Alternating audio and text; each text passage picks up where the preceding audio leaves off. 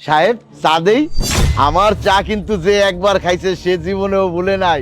গরম গরম চা দিব স্যার? বাবা বাবা মানে হাফসা কি বলছো?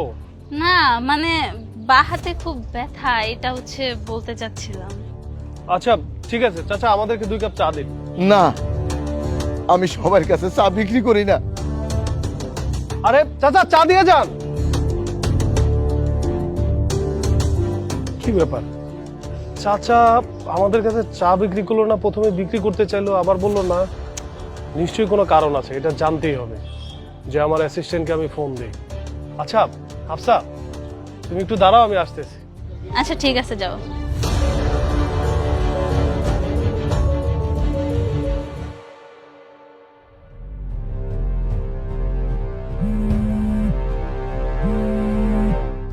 হ্যালো নীল, শোনো, এই ওয়ার্ল্ড ইউনিভার্সিটির সামনে একজন বুড়ো চাচা চা বিক্রি করে, তার কাঁধে চিপস আছে। তুমি ইমার্জেন্সি এখনই আসো, তুমি একটু খোঁজ নিয়ে দেখো এই চাচার পরিবারে কে কে আছে, তারপর ওখান থেকে ওয়ার্ল্ড ইউনিভার্সিটির গেটে চলে আসো। আমি ওখানেই আছি। আচ্ছা ঠিক আছে।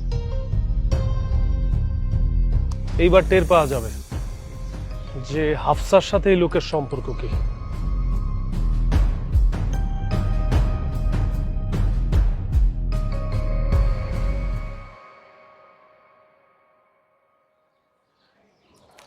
আচ্ছা হাফসা শোনো, আজকে খুব ভালো করে বিরিয়ানি রান্না করবো, আজকে আমাদের বাসায় একজন গেস্ট আসবে। আচ্ছা ঠিক আছে, খুব মজা করে আমি বিরিয়ানি রান্না করবো।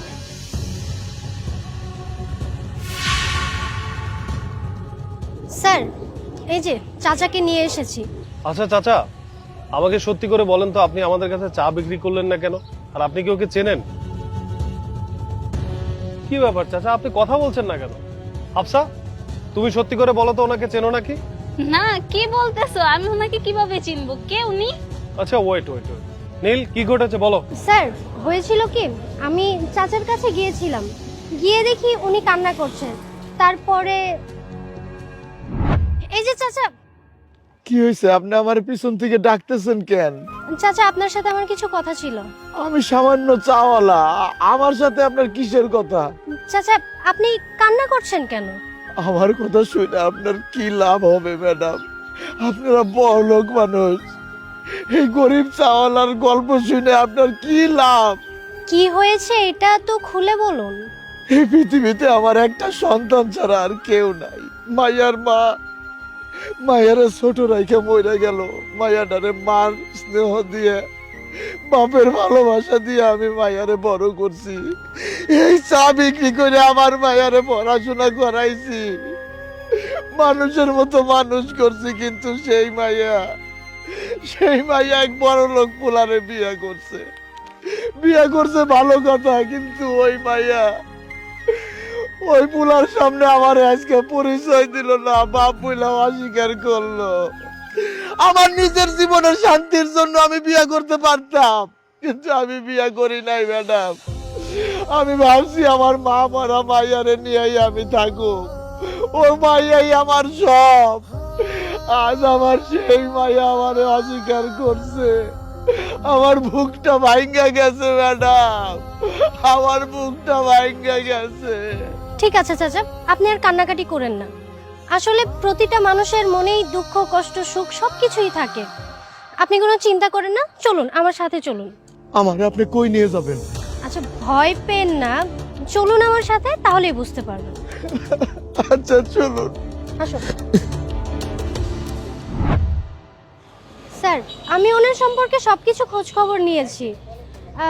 পৃথিবীতে ওনার একটা মেয়ে ছাড়া আর কেউ নেই, আর সেই মেয়েটাই হচ্ছে আমাদের এই ম্যাডাম। না না, উনি কি বলতেছে এগুলা? আমি ওনাকে চিনি না। হ্যাঁ, তুমি তো জানো আমার ব্যাকগ্রাউন্ড। এই তো সামান্য চাওলা, একে আমি কিভাবে চিনবো? ছি ছি হাফসা, আমি ভাবতে পারতেছি না আমি কার সাথে সংসার করছি, যে কিনা নিজের জন্মদাতা পিতাকে পরিচয় দেয় না। ছি ছি ছি, তুমি যে এত বড় হয়েছো, তোমার এই বাবাই চা বিক্রি করে তোমাকে বড় করেছে। নিজের জন্মদাতা পিতাকে যদি ভুলে যাও, কদিন পরে তো তুমি আমাকে ভুলে যাবে। আমার এখন টাকা পয়সা গাড়ি বাড়ি আছে দেখে তুমি আমাকে ভালোবাসো, আমার টাকা পয়সা গাড়ি বাড়ি না থাকলে তোমার বাবার মতো তুমি আমাকে পরিচয় দেবে না। শোনো, আমি তোমাকে একটা কথা বলি, আগে মানুষের মতো মানুষ হও, নিজের বাবা পিতৃ পরিচয় দেওয়ার চেষ্টা করো। যেদিন তুমি তোমার বাবাকে পরিচয় দিয়ে আমার বাসায় আসতে পারবা, সেদিন আমার বাসায় আসবা, না হলে আমার বাসার চৌকাট পেরোবে না। নীল চলো। জি স্যার, চলেন। মেঘ, মেঘ প্লিজ, মেঘ আমার কথা শোনো। বাবা, আমি অনেক বড় ভুল করছি তোমাকে বাবা পরিচয় না দিয়ে। আমি আমি ভাবছিলাম মেঘ অনেক বড় লোকের ছেলে, ও যদি জানতে পারে আমি সামান্য চাওয়ালার মেয়ে, ও আমাকে ভুলে যাবে বাবা, ও আমাকে কোনোদিন মেনে নেবে না। কিন্তু আমি বুঝতে পারি নাই ও এত বড় মনের মানুষ। আজকে যদি তুমি আমাকে ক্ষমা না করো বাবা, মেঘ আমাকে ক্ষমা করবে না। তুমি কি চাও তোমার মেয়ে সংসারটা ভেঙে যায়? বাবা, আমাকে ক্ষমা করে দাও। এই চা বিক্রি করেই আমি তোরে লেখাপড়া শিখাইতেছি, তোরে বড় করতেছি। মা, এই পৃথিবীতে তো তুই ছাড়া আমার আর কেউ নাই রে মা। তুই যখন নাকি আমারে অস্বীকার করলি মা, তখন আমার বুকটা ভাঙে গেছে রে মা। মা, তুই যারে ভালোবাসোস সে তো অনেক বড় লোক, কিন্তু ওই ছেলেটার কিন্তু একটা মন আছে। ওই ছেলেটা খুব ভালো, এটা আমি বুঝতে পারছি। পরের পোলা হইয়াও আমাকে ঘৃণা করলো না। আমি একজন চা বিক্রেতা, আমারও সে ঘৃণা করলো না, আমারও সে মাইনা নিল। কিন্তু তুই আমার মাইয়া হইয়া তুই আমার পরিচয় গোপন করলি মা। এই চা বিক্রি করেই তো আমি তোরে মানুষ করছি, তুই কেন আমার পরিচয় গোপন করিস রে মা? মা, কারো কাছে বাপের পরিচয় গোপন করতে নাই। বাবা যেই কাজই করুক এটা তো তোর গর্বের। আমি তো চুরি করি না, আমি তো কাজ করি, আমি কাজ করে খাই। তুই যদি আমারে অস্বীকার করস, তুই যদি আমারে ছাইরা চইলা যাস, আমার মরণ ছাড়া আর কোনো উপায় নাই রে মা।